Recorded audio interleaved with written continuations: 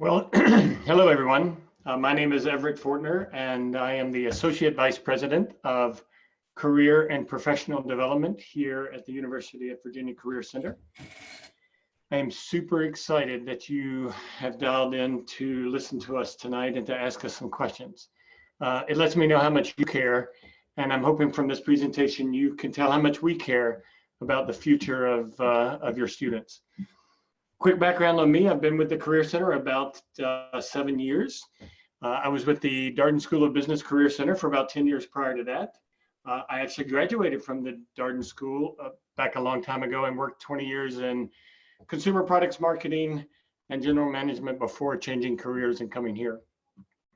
Nothing gets me more excited to get up every day than to do this job, even during this crazy COVID-19.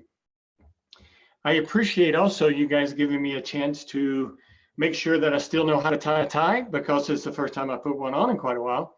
And I did get a little YouTube help, but it came out okay. So we've got that feature going for us. In terms of how we're going to work, if you have questions, there should be a question button at the bottom of your Zoom, not the chat feature, but the question button. So put questions in there and we will get to them at the end.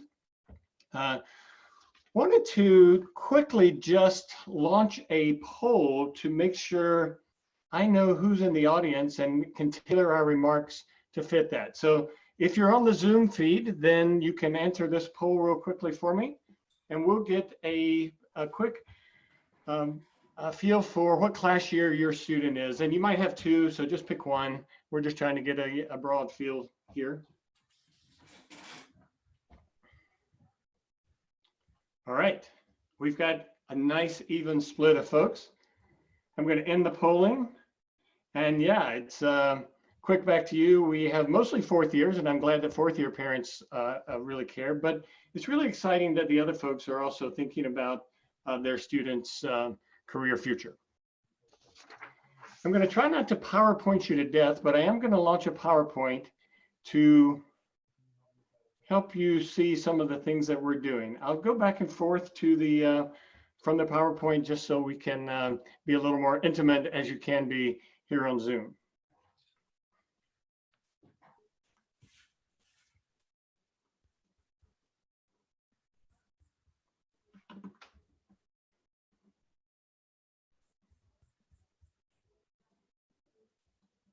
Okay, I think you should see my PowerPoint now. I hope so. All right, one of the best things about today is I'm not here by myself. We have a lot of panelists. We've labeled them for the day. These are the career directors at many of the offices around UVA. What's been an added benefit of this COVID-19, or an upside, I guess, better said, to this COVID-19, is how this group of folks is coming together. We always work together, but thinking about how we can help your students and sharing best practices so that we are doing everything we can to help. And it's exciting to work with this group of folks. They're also going to be here for the Q&A. So if you have a question that is specific to a particular school or situation, put that in your question and I'll direct that question to them. To give you a scope of the number of students that these folks see, we'll see over 10,000 students every year. Over 6,000, we'll facilitate over 6,000 interviews. So we are seeing an awful lot of your students. We want to see every single one, but we're already seeing a lot of them. In terms of an agenda for today, I'm going to show you just a couple of slides of the market. Nobody can predict the market, and I'm not going to try to. I'll just show you where it is right now and how it's most affecting us. That's what's most important. I'm going to spend the bulk of the time on what we are doing to help your students. We've also invited an employer here and an alumna to speak to you and give you a quick employer perspective. And finally, some tips on resilience from Tim Davis toward the end. We'll follow that by a Q&A, and I guarantee you we'll be done by 8 o'clock, because I have been informed that the only sporting event worth watching in the last 40 days comes on today at 8 o'clock. So we'll be done by then. Okay, just a couple of quick slides on the market. So as you've seen, as you watch the news every night, 10 million jobs have been lost in the last 2 weeks alone. And in comparison, there were 9 million lost in the entire year of 2008. We're probably going to see that number continue to rise. An important factor I think you should also be looking at that doesn't get as much attention on the news is the quick spike in underemployment. So people who are out of their normal job but are that are doing something under what they might be qualified for. We've seen that spike tick up, and it might be important for an important consideration for our students as they think about what jobs to take over the next several months. Now let's turn to the impact on UVA jobs. Jobs are down in our postings in the last week. So what this chart shows is the 5 weeks last year, pre-COVID, and the 5 weeks right now during the COVID time. So last year versus this year, and then week over week. And you see a 56% decline in internship job postings over the last 5 weeks. So normally we would see internship postings accelerating, and now they're declining versus last year. Same number true for full-time job postings, down 31%. Employers are changing their plans, and that's affecting students. So 75% of students are reporting that they have had a change in their summer plans. We've surveyed our students in the last couple of weeks. I'll give you a little bit more of that data in a few minutes. 75% have reported that their plans have changed. That could be from a study abroad or for an internship being canceled or moved virtually. Employers are changing plans also. We've also done an employer survey in the last 4 weeks. 15% have put a hiring freeze on, and another 42% have said their hiring plans are pending. So I'd call that a hiring freeze. 25% on the positive side have moved their positions remotely, or to virtual. So that's a good sign for us. We know internships are at risk. Several of you submitted questions ahead of time, and I know this is top of mind for you rising second, third, and fourth year parents. We know employers have canceled. Big blue chip companies that are great partners at UVA have canceled. Some have moved their internships virtually. We're hearing stories of companies doing great things with our students and paying them for 10 weeks and only having them work 6 and moving their internships virtually. But we're also hearing those tough stories where things are canceled, no compensation, no help, no offer of something else. So we've got both sides of it. We've got great employer partners and they're communicating with us, and students are getting back to us as well.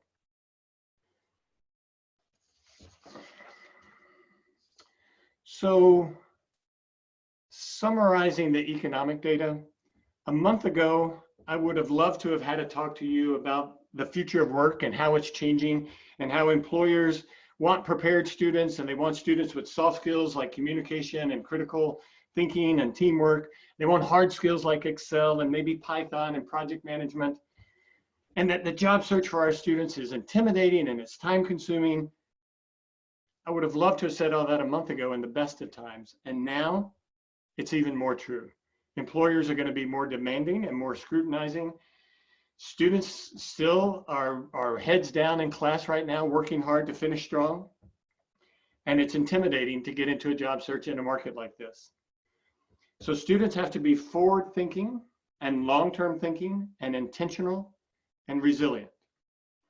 We're trying to tell them that every day that we get a chance to talk to them, but those are some of the messages we need you to help us with too. Our mission, as it says on this page, is still the same. It's about engaging and supporting students in the discovery and pursuit of meaningful lives, not just that first job. That first job is super important to them. Sometimes they put way too much credence on that first job.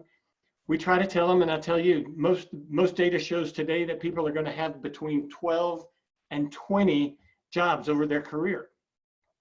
This first job is important to get a good start, but it's about having a meaningful life, a long-term meaningful life, and a career that you love that's more important.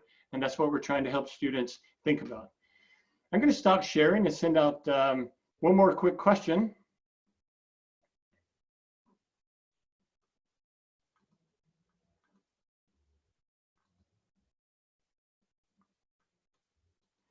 This one will take you a little bit longer to read. As a parent, my biggest career-related concern is, and you can choose multiple choices here.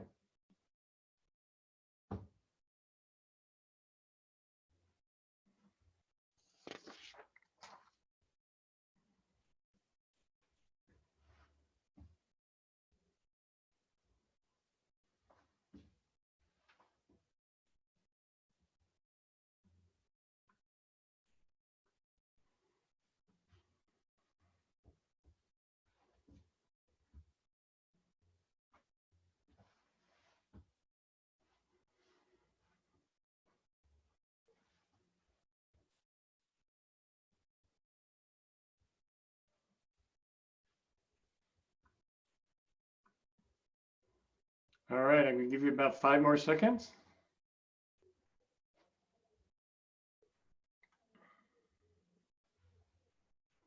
All right, let me share the results back with you. So it seems that all these things are important. My student won't get a job.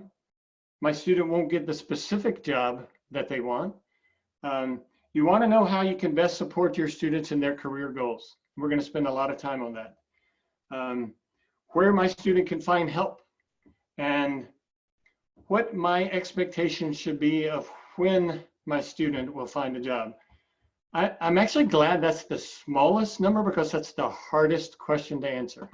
But we'll give it a shot. We'll talk about it.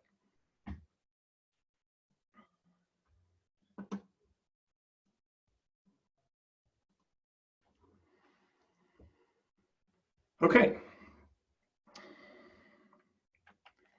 So I said our mission is still the same, but our approach is adapting based on things that we've done over the past few years. So in terms of adapting, I would say we have 3 broad ways that we're adapting. One is we're becoming virtual. The second is we're becoming even more proactive. And the third is we're becoming even more focused. So you can see virtual, so virtual strategy. Many of you have heard me talk over the years at orientation or parents meetings, and one of the things that I've always said is that I don't believe students start thinking about their careers every day until after midnight. And so over the past couple of years, I've been working with my colleagues to find what are the best tools that students can use after midnight. And the Parents Fund, who's been very supportive of the Career Center, has helped fund a few of these tools. So you see here for virtual appointments, we have Handshake. Students can go straight to Handshake. Handshake is our online database of jobs posting and helps run our Career Center. For virtual communication, we've been doing now for 2 years weekly industry newsletters. We have virtual resume reviews through a tool called VMock, which uses artificial intelligence to review a resume. We have a virtual career assessment tool called Pathway U that students can go in, takes about 30 minutes to complete, and they get their results right then. We have virtual mock interviews. And now we have virtual project-based learning and skill development through a partnership we have with a local technology training company and through Coursera, which is an online education platform that many of you may have heard of.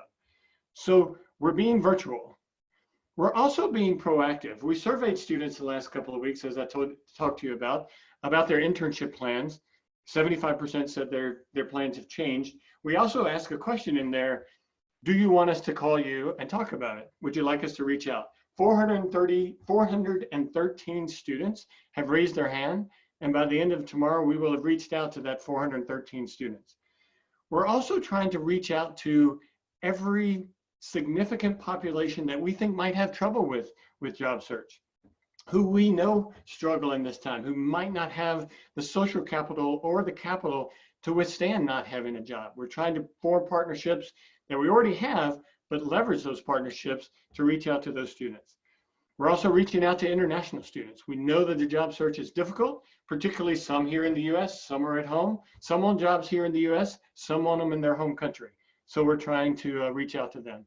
And finally, we're partnering with the class councils and student council to make sure they're reaching out to students and letting them know what we're doing. And finally, it's focused. So I want to take you through a few of the things that we're doing. And when I first put this PowerPoint together, I created an entire list of all the programs and services that we offer, and that seemed a little hard to swallow. So I actually took a lesson from a few of the questions I got ahead of time and created a few students situations that I know you're facing. So this first one may typically be a fourth year that may say my job offer has been retracted, or very typical for some students, I'm ready to start my career search now. April's when I would get going. Now what do I do? So I've created an action plan. I'll show you 4 different action plans. If you're going to take pictures of the screens, now's the time. So here's 4 things I would recommend you do. 1, we've created a COVID-19 career Q&A online on our website, careers.virginia.edu, where you can get all of the information we have that we're hearing from employers about what's happening with the marketplace, what students should be doing around funding, any particular issue that we have an answer on, you have that Q&A. The second and most important thing that I would recommend is that have your students set up a virtual appointment with a career counselor. As I mentioned, they can go straight to Handshake and do that. Most of the time they can get in the next 24 hours, sometimes in the next 15 minutes, into a Zoom appointment to get that one-on-one coaching that they need. You can do this with any office here on grounds, not just the Central Career Center. So if you're in a particular school, you can reach out to either us or to your specialized career center in your school. The third thing is to use the online tools that I talked about a few slides ago to get your marketing materials in shape. So run your resume through our VMock artificial intelligence tool. Maybe go to Interview Stream to do a mock interview. Then you can bring those things to your appointment with your career counselor, and they can even give you more detailed feedback after you've done those couple of things. We've got a couple of relevant events. I'll just highlight 2, but there's many more on Handshake. There's an event section to Handshake. So on April 30th, we're doing an alumni panel, Job Searching in a Challenging Economy, that will feature alumni talking about some of the things we're talking about now. And on May 14th and 19th, we've created a brand new Who's in Your Network program to help people learn better how to use LinkedIn and our proprietary Virginia Alumni Mentoring program to help find what I call those hidden jobs. In normal markets, 80% of jobs never get posted on a place like Handshake. In this market, it's going to be even more, and we need to teach students how to go find those, and LinkedIn and VAM is our 2 tools that are very useful for that. Also on Handshake, over the next 2 months, you'll find numerous industry-specific and school-specific programs that are relevant for your son or daughter. So just get them engaged in looking at the events section of Handshake. So the next one is internships. Lots of questions have come to us already about internships. My internship was canceled, or I was just about to land an internship and they stopped the interview process. Well, go back to steps 1 through 4 on the previous slide. The first and most important thing you can remember to do is set up an appointment with a virtual career counselor. Let them understand your situation and see how they can help. The second thing, though, is you need to think about how you can get experience beyond the traditional internship. I've got 3 things listed here, but we have many more on our website under Gain Skills and Experience. Let me highlight these 3. Coursera is an online education platform. We have an agreement with them. We have a number of courses listed on our website that students can take to develop a particular skill, a technical skill, or a project management, some other non-so-technical skills. And we're accompanying those with virtual meetups so that students work through these classes in a cohort. It's kind of more motivating to do this in a class with a few people than it is to just do it on your own. Most of those courses run over the course of 10 to 12 weeks, and you work on your own pace. The second is a set of projects that we're launching called Career Accelerator Project-Based Learning Program.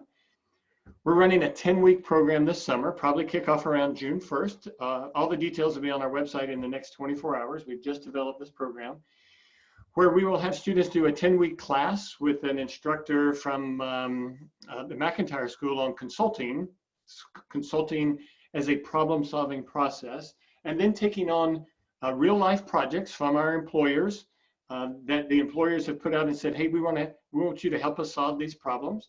And then it will actually turn into a competition where the students can present back to employers, probably some consulting partners that we have, and win prizes at the end. So it kind of makes it fun as well as educational, plus it gives you experience of something to put on your resume. The third one I'll point out is a college launchpad program. This was literally launched 2 days ago by the College of Arts and Sciences. It is an 8-week program in the summer for 6 credits.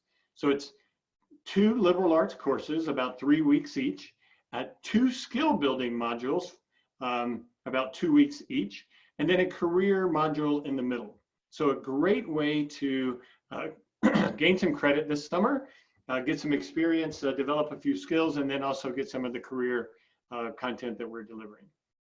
There's more to this bullet point than I can cover. So I just covered 3, but I encourage your son or daughter to meet with a career counselor and talk about how do I get some kind of experience in the absence of a traditional internship. All right, the third one, and probably applies to the first 2 as well, but there's a lot of students who are still at the, I really don't know what I want to do. I've got a little free time. I want to explore while I'm social distancing. So yes, go back to 1 through 5 on the previous slide. Meet with a career counselor, set up time to meet with a career counselor. Perhaps go to the Pathway U assessment, as you can see under number 3 here, for exploration of careers. And that takes you through your values, interests, and skills, and then using artificial intelligence matches that to jobs. Now back to bullet point 2, you can also attend a virtual career boot camp entitled Design Your Life in COVID-19. We've done 2 of these already, late March and April. We scheduled 2 more for May 12th and 13th and May 21st and 22nd. It's 3 hours a day for 2 days. It uses Pathway U, but it goes deep inside Pathway U and helps you understand and create an action plan for living some possible lives. It's about figuring out an action plan for the next 2 or 3 years, not just the next 2 or 3 months. We also encourage you, back down to number 3, to register for a mentor on Virginia Alumni Mentoring, because mentors can help you understand what they do and how they can, and how you then can follow a career path similar to what they did. And then also, don't think experience is not for you. Taking a Coursera course in Python, for example, a programming language, could help you determine, wow, this is something I've never taken a class at UVA in, but it's something I'm very interested in and I'm pretty good at. And that could set you onto a career path that you've never thought about.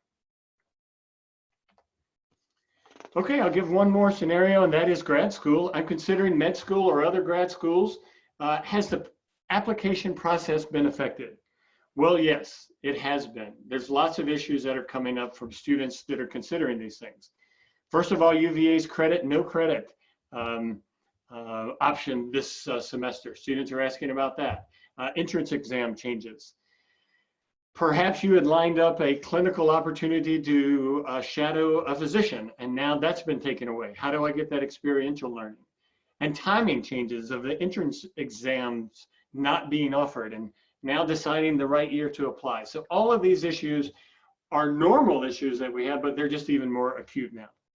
So for grad school, action plan, can you believe the first thing that I say is come see our pre-health or pre-law or grad school advisors. Any school career counselor can also talk to you about grad school in those areas. A lot of this grad school advising is dependent on your situation. There's just not a simple one answer fits all. So you really need to sit down with someone and explain what your situation is and then how you might need to react to the changing environment.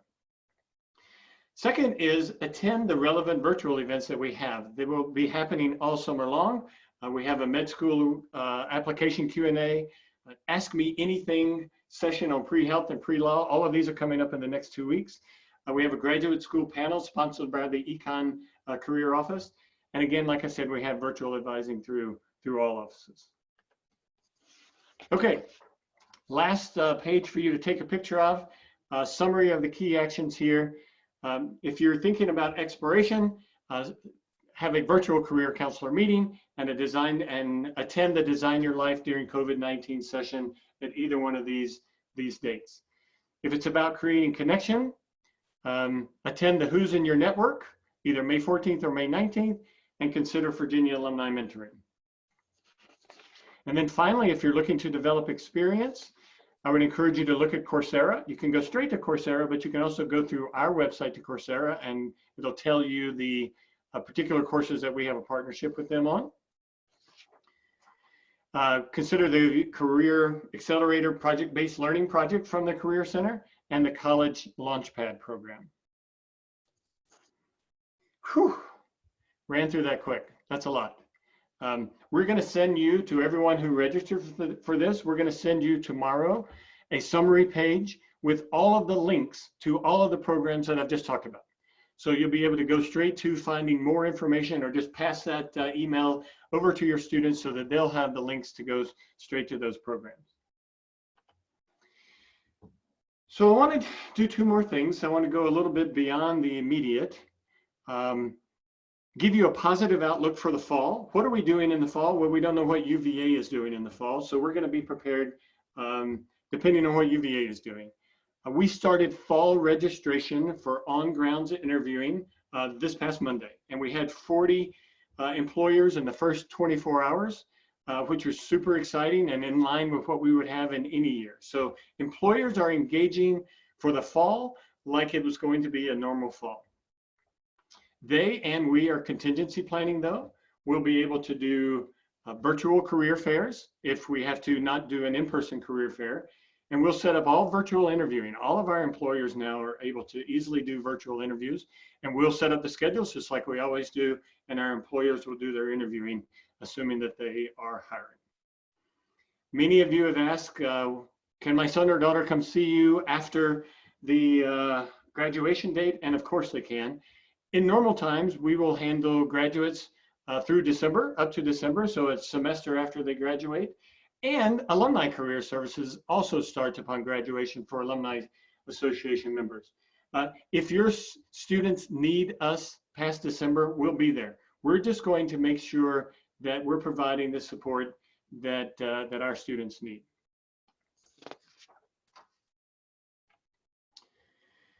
So how can parents and alumni and employers help us, not just your students? Because we're going to go to that in just a minute. Two ways. One, if you're an alum, you can join Virginia Alumni Mentoring. So just go to our website, put mentoring in the search box, and Virginia Alumni Mentoring will come up, and go on. It's sort of like Match.com. You fill out a profile, and then the student does the same thing. They match with you, and that creates a phone conversation. The second is we need more virtual projects, virtual opportunities for students. So go to this website. I'll send that out again tomorrow.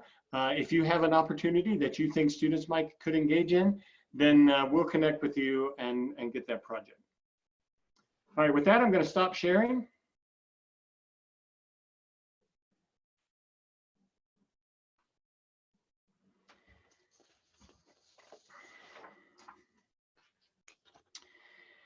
Okay, so now I would like to invite, have I stopped sharing? Yes, okay. So now I would like to invite my colleague, Amanda Wills. Amanda is VP of Talent Acquisition for Campus Recruitment at MasterCard. She also has a BS from the Commerce School here at UVA. She graduated right around the 2008 recession. So I'm gonna ask Amanda just to share a few thoughts of what does the market look like from her seat, and also what did it look like when she was a grad in 2008. So Amanda? Wonderful. Thank you, Everett, and thanks for the invitation to speak this evening. I appreciate the opportunity. And as Everett mentioned, I oversee our campus recruiting programs at MasterCard, and I'm particularly keen to bring more UVA students in, so appreciate the opportunity. I think from the employer perspective, the thing that I think is kind of top of mind for us is just how uncertain things are right now. You know, companies, MasterCard included, are really hesitant to commit to significant hiring without knowing how long this is going to go on, or sort of what the longer term impacts are. So I think it's likely that business will rebound, but when we see that happen, that hiring will lag a little bit behind. It's going to take a while for employers to understand the longer term impacts to our workforce and what that looks like. As you know, Everett ran through some interesting numbers in in stats in terms of what we're seeing for our college hires. Many companies are putting hiring on hold. Obviously, that is often financially driven, but I do think there's also a component of logistics, right? Companies are really trying to figure out how to shift to a virtual workplace for their current employees, figuring out how to support new and challenging situations. So taking care of current employees before they can really shift gears to hiring, and then working through some of the logistical challenges, figuring out how to onboard and hire in a largely work from home environment, figuring out how to conduct more interviews virtually. What do some of those elements look like? So there's certainly an element of patience required as employers are working through all of those things. From a campus perspective, it's been a very interesting past month. Obviously, the internships, as Everett alluded to, were top of mind for employers. MasterCard has shifted to a virtual model. We also pushed our start dates back a little bit later into the summer to allow us some time to pivot.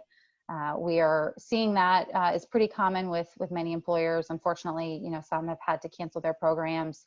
And I think now we're starting to see employers shifting to the full-time hiring. So the hiring or the hires that are committed for later this year, hoping that, we'll see many employers honor those commitments. But I would expect to see employers pushing start dates to later in the year, potentially even extending some out to 2021. Or in worst case situations, having to pull back and withdraw offers.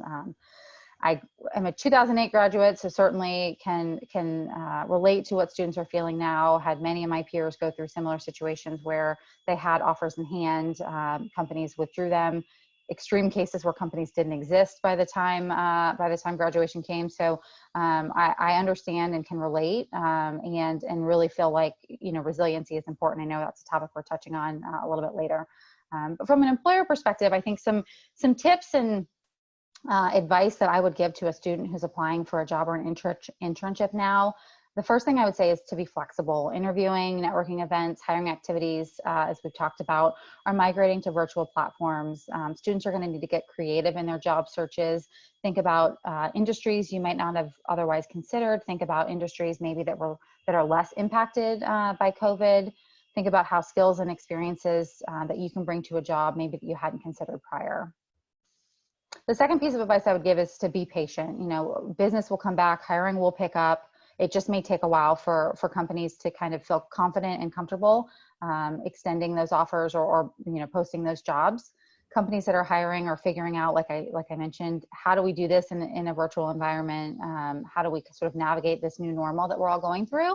And that's going to take a while, and the job search will likely be extended.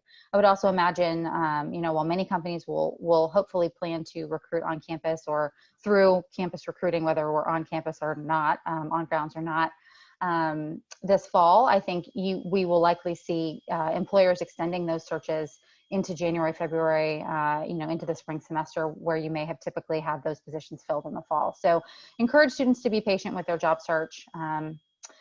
Another thing I would suggest is to continue networking. Everett has shared some great resources for networking. I would encourage, as a parent, for you to see if there are opportunities within your network to connect your student. I would imagine that, with many folks' work schedules being adjusted and altered, you may have more luck with informational interviews now more than ever before, because, employers are doing fewer interviews. They may have additional time or kind of willingness to reach out and help. So I encourage you to think about your own personal networks and if there are opportunities to connect your student, even just for an informational interview. I would also encourage students to engage in activities that build their resume. Everett shared some great tools. As an employer, I will absolutely expect to see some untraditional experiences on resumes when I look at them, this summer and later this fall. If there are opportunities to volunteer, if there are unpaid internships, if a student organizes some kind of virtual effort within your community, learn a new skill, all of those show a candidate's drive and motivation, and will absolutely be things that employers are looking for, showing that, desire and continuing kind of to motivate through a really challenging time is absolutely going to appear well on a student's behalf. I would also strongly encourage students to tailor their story. So if there's an opportunity to submit a cover letter, talk about that internship that the student landed that unfortunately got canceled, and what the process was to get that, or what they were hoping to get out of it, or what they did instead. And there's a lot of, I think, really interesting stories and unique situations that students will be able to craft and really tell that story. I think, I absolutely would not expect employers holding it against students that their internships were canceled. But what did you do instead? And what can you add to that story and that narrative to really show how you might stand out? I think, with this job market, we're expecting higher volumes for those companies that are hiring. And so figuring out how to stand out, really researching the company and really showing how you're going to add value is what's going to differentiate your student in their job search.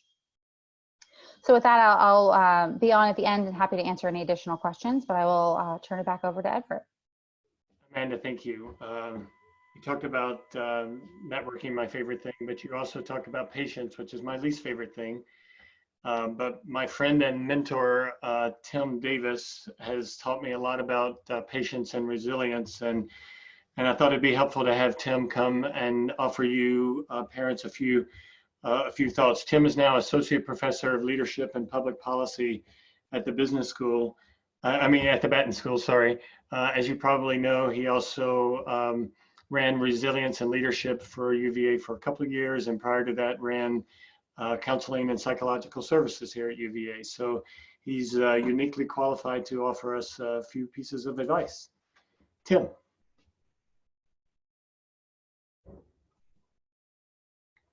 Tim, you have to unmute.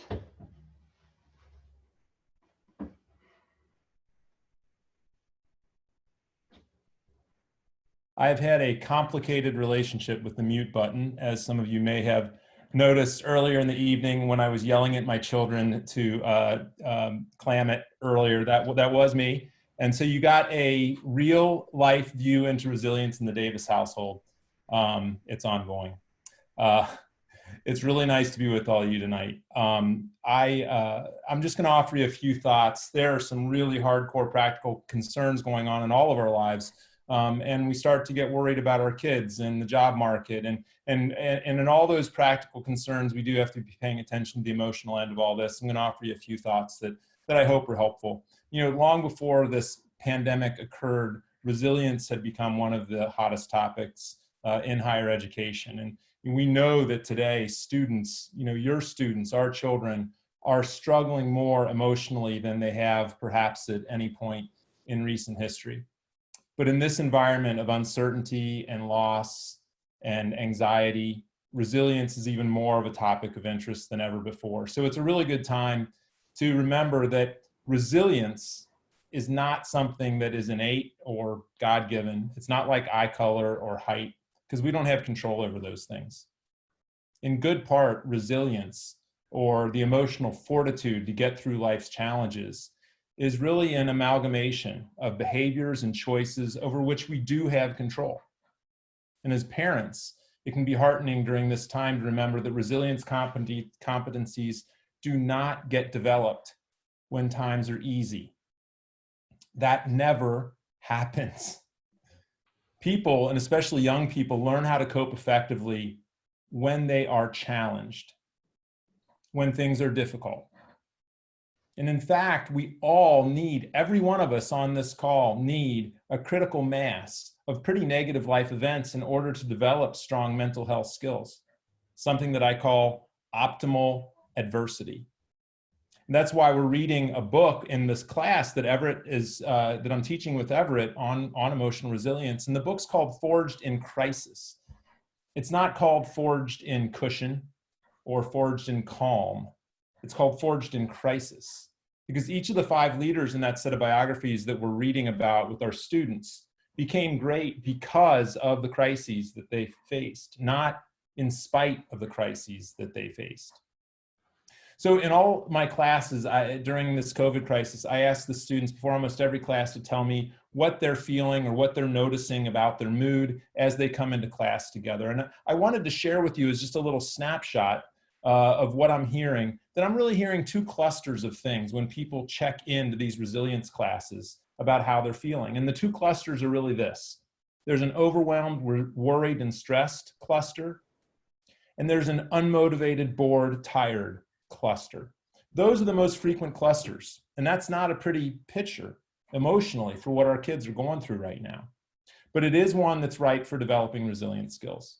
Because again, we only develop resilience when times are hard. So I also asked the students to tell me what they're doing to cope. And I wanted to share with you 5 of the most common things that your sons and daughters are telling Everett and me that are helping them. And so I pass these along to you for your own well-being, but also for your own parent coaching of your children as they go through this. One is they're telling us the importance, the emotional importance of setting goals for themselves. Whether it's reading a book a week that's not related to school, or whether it's networking with 20 different employers in each of 3 different industries that they're considering, the specificity of those goals are helping them to cope. 2, building structure into each of their days.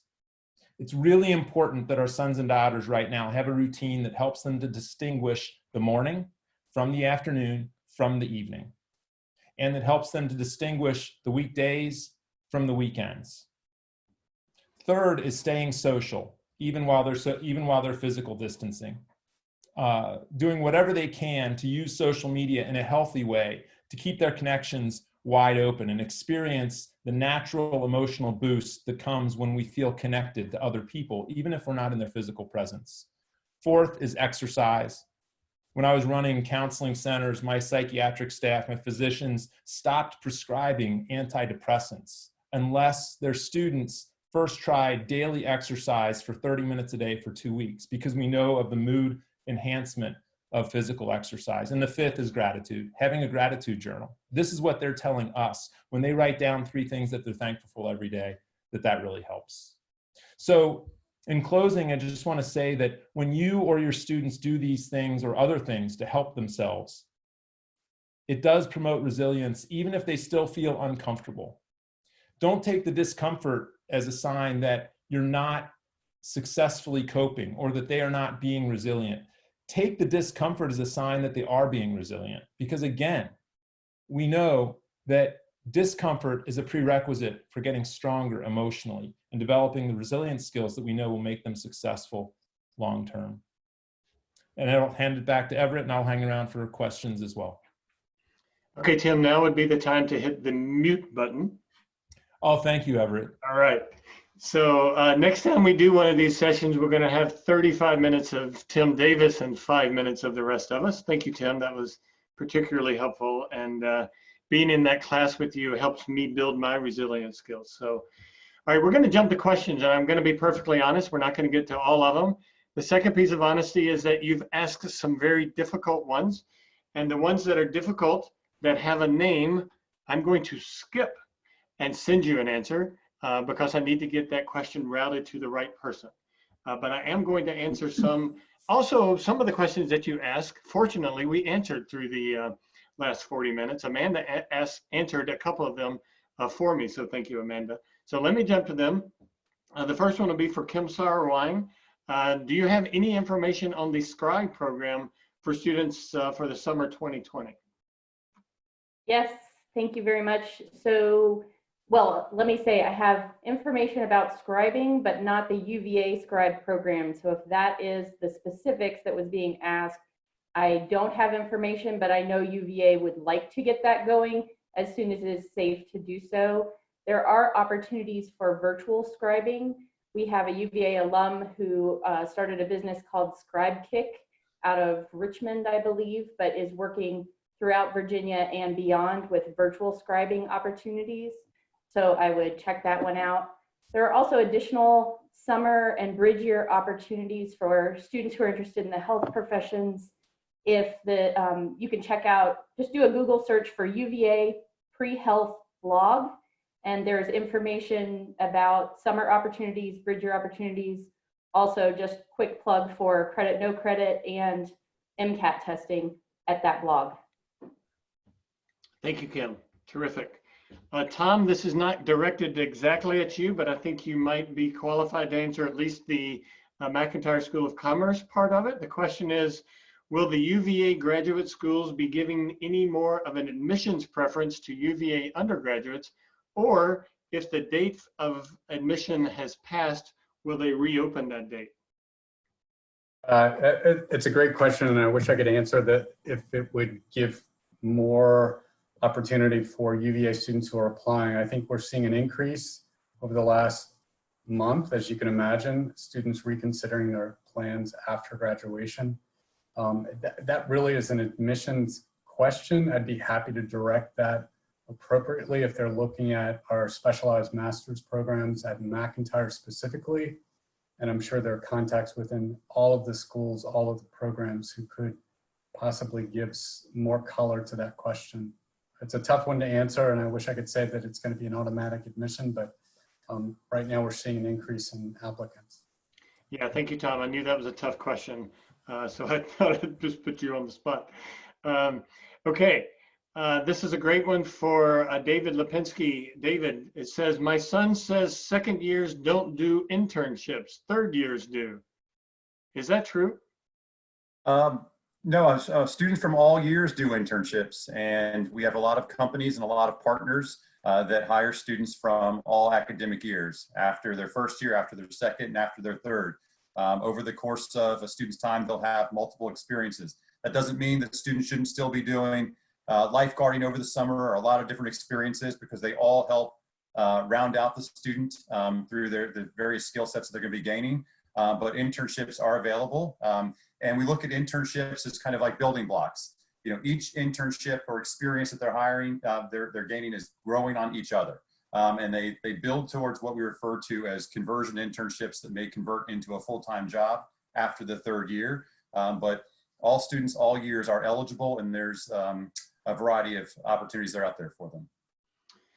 Thank you, David. Back to Kim. My daughter is a fourth year who is taking a gap year to apply to medical schools. She is seeking a job for the gap year. She has said that most places have put a hold on hiring. Can UVA connect her to research jobs or other things that actually might be available in this environment? Sure. Depending on the kind of research, there may be research opportunities may be on hold right at the moment. But what we do is we talk with students about a wide variety of opportunities that they can engage in during their bridge year, gap year, and research is one of them. And so I would recommend that your student get in touch with a pre-health advisor at UVA. Through Handshake is the best way to do that. So what we would do is do a candidacy review, understand that student's preparation for medical school, and then determine, is research the best option? Are there other options that might also contribute to their candidacy, and work with a student to determine what are the best research opportunities or other opportunities. But we also will have to practice some patience in getting those research opportunities back online.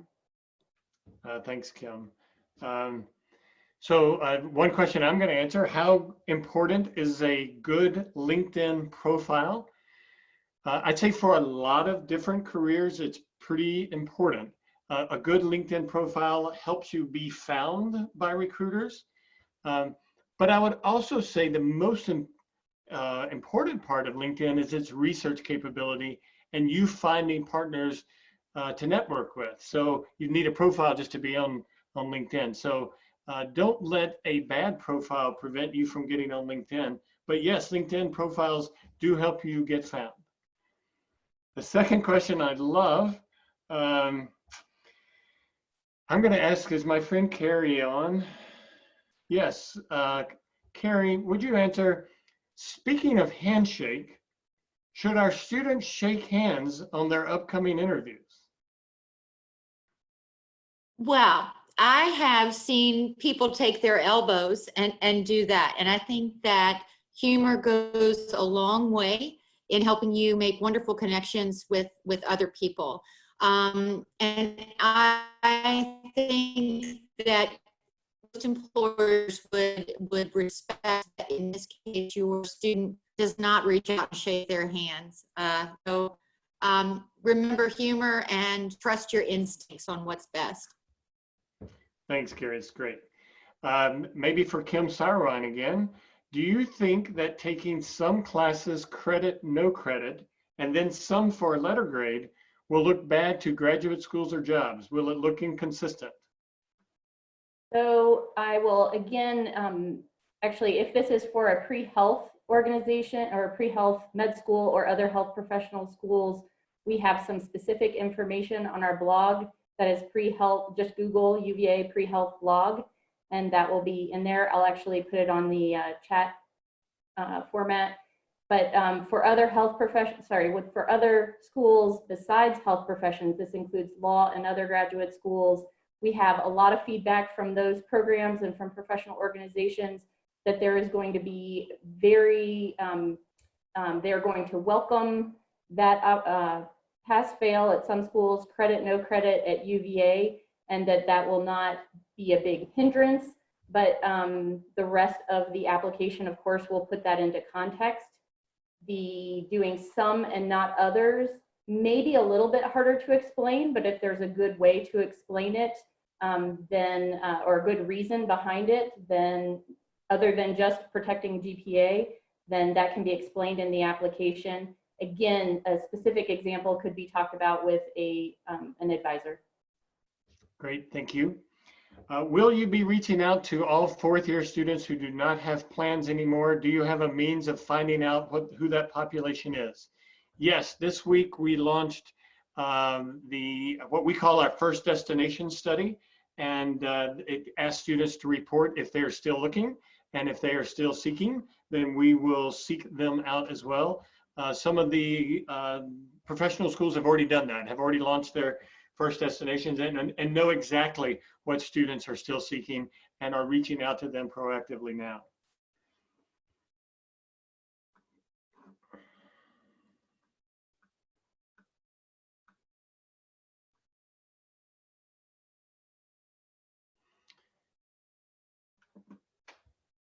Okay, I'm going to ask another one of Tom. Tom, I understand that internships for rising third years are difficult in a normal year. With the 57% decline in internship postings, I need some guidance on how we should plan to keep our son productive this summer between his second and third year. He will be attending McIntyre next year. Yeah, it's a great question. And I think Amanda did a phenomenal job of giving concrete examples of how students can use their summer wisely. I just had a meeting last week with employers, bulge bracket firm, asking the same question, and they stressed, get good experience, put something on your resume that looks like it's going to show your skill set that's going to be transferable. That's what employers are looking for. They are not looking for that hardcore internship, especially this summer. But using your summer wisely and building your brand in such a way that employers are going to understand how you were resilient, how you used your summer wisely, and how they're going to benefit from that experience that you've had over the summer. Thank you. A quick one. Is there a fee for Coursera? Generally, Coursera courses cost something, but Coursera is making them all free through July. So you can take advantage of all of them through July. And then the Career Center makes about 10 of them free for students all year long, and those are on our website. So this is a tough one. I'll let someone raise their hand if they would like to answer it. What recommendation would you give to the undergraduate students graduating in May that do not have a job offer? Should they take any position available under employment, or wait for a better opportunity, even if it takes a month to get one? It takes months to get one.